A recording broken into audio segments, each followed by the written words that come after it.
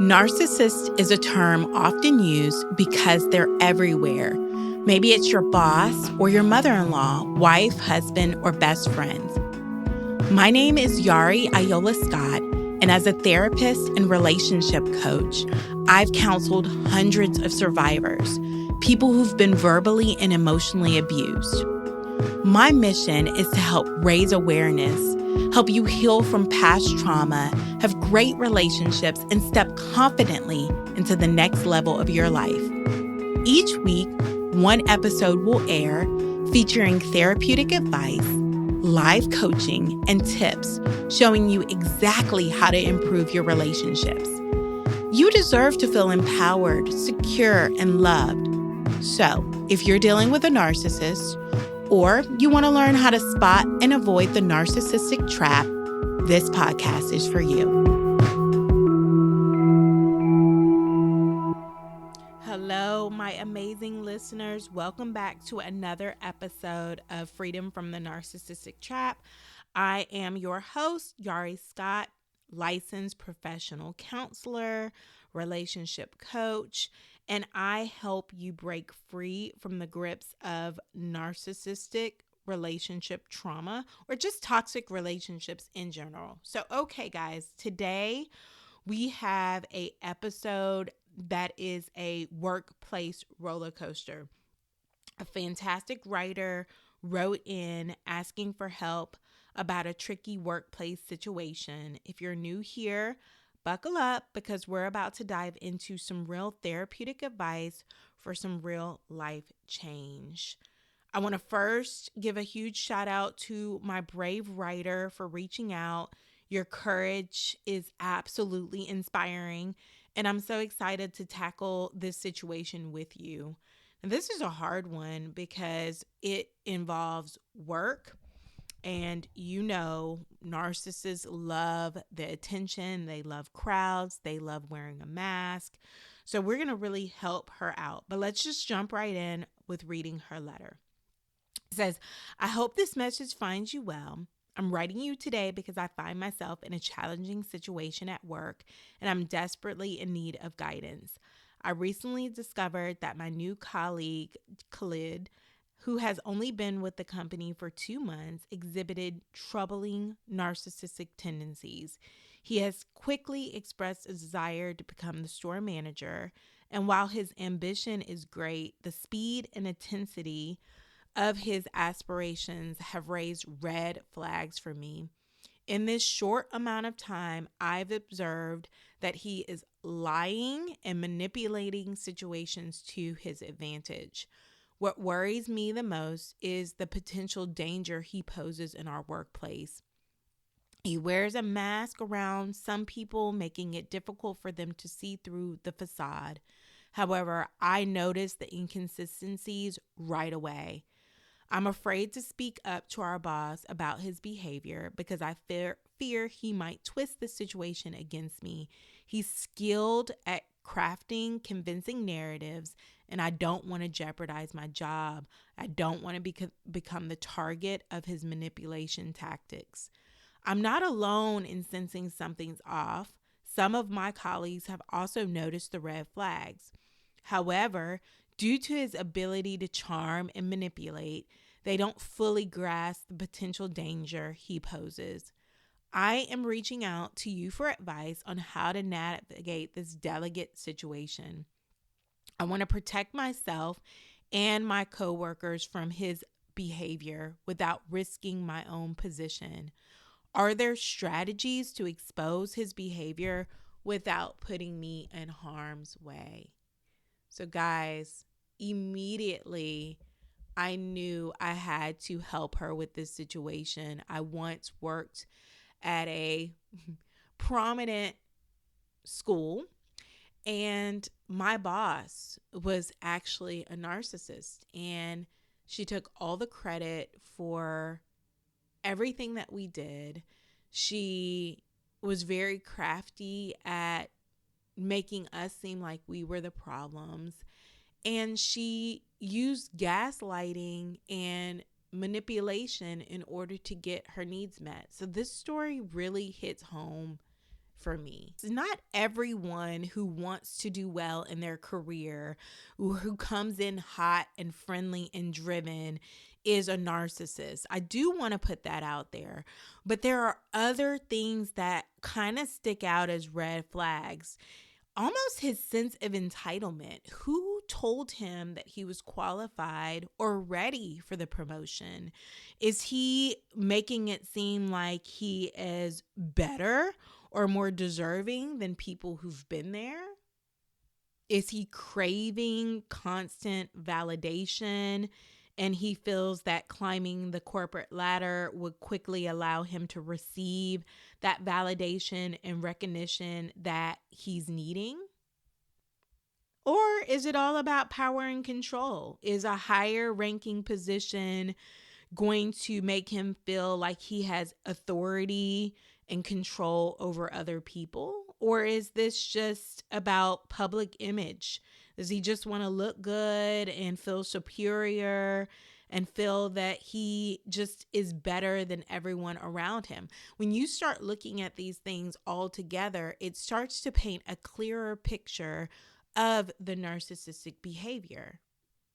Keep in mind that narcissists lack patience. So that immediate gratification, not willing to put in the time, the effort, the energy in order to learn the organization, learn his job, and then grow naturally, could also be a red flag. Or is it all about competition and him comparing himself to everyone else around him? If you don't remember anything from this topic today, it is going to be careful about what you share with this person. Trust me, there is nothing worse than dealing with a smear campaign at work. Be careful what information you share with them. You can be friendly with someone without being friends with someone. They don't need to know about your home life situation. They don't need to know about your goals or heartaches and pains or trouble that you've gone through on the job. Do not talk about other coworkers with him, because everything you say will be used against you. Narcissists thrive on drama and conflict. They will use your personal information to instigate conflicts, create chaos, and distract the attention away from their own behavior. They want to gain leverage, so any personal information you give them can be used against you later to either coerce or control you into getting what they want. So here are a few therapeutic strategies to help you with this situation. The first one you're probably already doing, but document everything. Keep a detailed record of his behaviors, dates, times, specific incidents. Having a well-documented account can be evidence later on if you ever need to go to human resources. I want you to also find a way to build alliances with other colleagues who might notice his behavior. There's strength in numbers and you're not alone. You've already mentioned that other people see the red flags. So it's important to navigate this in a way where it doesn't feel like you're gossiping or plotting behind his back. But if something feels wrong to you and another coworker is there to witness it, kind of just an eye contact with them so that it's like, okay, we both see what's going on. We both see what's happening. And then if it gets to the point where you feel uncomfortable or you feel that he is directly manipulating you or putting your job in jeopardy, I think it's appropriate to go to HR. I think it's appropriate for you to express your concerns sooner rather than later, just so that it brings the behavior to their attention. Now, with all that being said, I do want to caution you to maintain a certain level of distance, because any attention the narcissist is receiving is good attention. So the fact that you're paying attention to his behavior, he could start feeding off of that. So if the situation doesn't directly impact you, it's not in your realm of responsibility, it might be wise to avoid involvement. If the information is confidential, it's important to also respect other people's privacy so that you're not gossiping or oversharing. Some things will be out of your hands, so let the right people handle what the conflict is. So if it's your boss or your supervisor or your HR, you don't have to feel like you have to swoop in and save the day.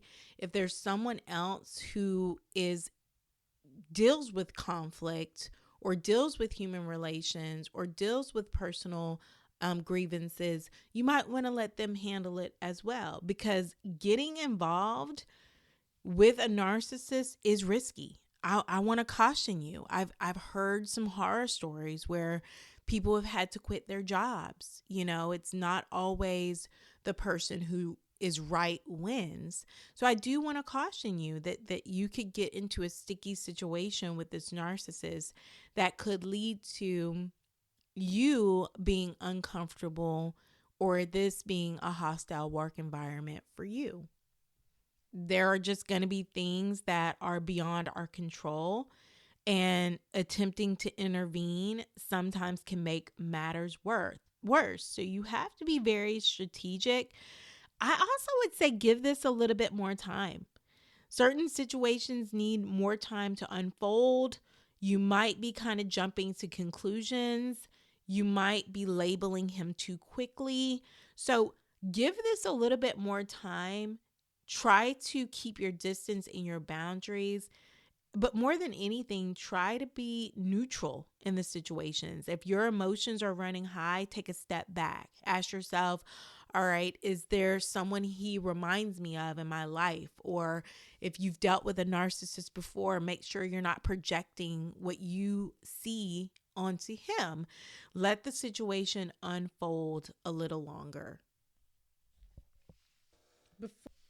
Before we wrap up today's episode, I want to extend a special message to the brave writer who reached out about dealing with this topic. I want to applaud your courage and resilience in facing this very challenging situation. I am wishing you strength and wisdom as you navigate these waters. To all of our listeners out there dealing with toxic relationships, whether in your workplace or relationships or family, remember that your experiences matter and your well-being is of the utmost importance to me. You're not alone. Seeking support is a sign of strength. If you find yourself in a similar situation, don't hesitate to reach out. Share your stories, ask for advice, and let's build a community of support. Your voice matters. I want to let you know that I am a licensed therapist, and if you need one-on-one support, reach out to me. I accept insurance for Georgia residents, and I see clients virtually nationwide. You want to email me, please do so. therapywork@gmail.com. You can reach me on Instagram, therapyworks. Thank you for tuning in today. If you found this episode helpful, share it with those who might be in need. Until next time, take care of yourselves, be kind to one another, and keep moving forward.